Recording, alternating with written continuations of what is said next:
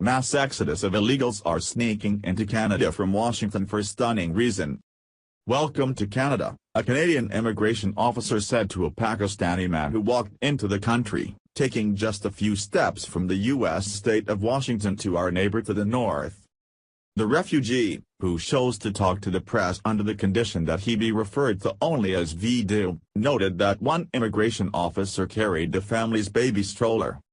"It's like crossing the street," he marveled, taking a few steps across an alley to show how easy it was for him to take his wife and 2 children, 11 years old and 6 months, into Canada.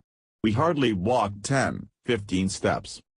Vidu had seen a YouTube video laying out the easy route to Canada and, like many others, went to Seattle, took a $300 cab ride to a border city like Bellingham or Blaine, Washington, and walked a few feet into Canada.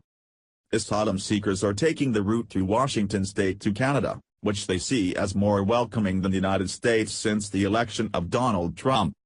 Immigration authorities say hundreds of refugees have opted to move through northern U.S. states like Washington and New York to Canada since November's election. Although President Trump has not been able to put a travel moratorium in effect due to challenges in federal courts, which will be resolved by the U.S. Supreme Court, his open stance of cracking down on the flow of immigrants and refugees has contrasted with the welcoming promises offered by Canadian Prime Minister Justin Trudeau. U.S. Border Patrol trucks are stationed around the well-known crossing points, but some refugees say the U.S. immigration authorities merely watch people sneaking out of the country.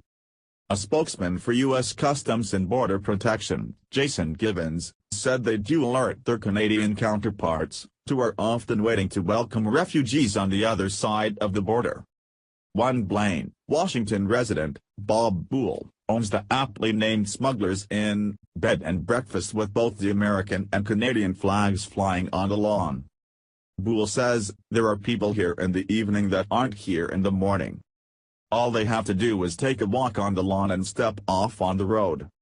After that, the refugees are free to take advantage of the free services the Canadian government offers in the way of food, housing, medical care and education, while American taxpayers save money."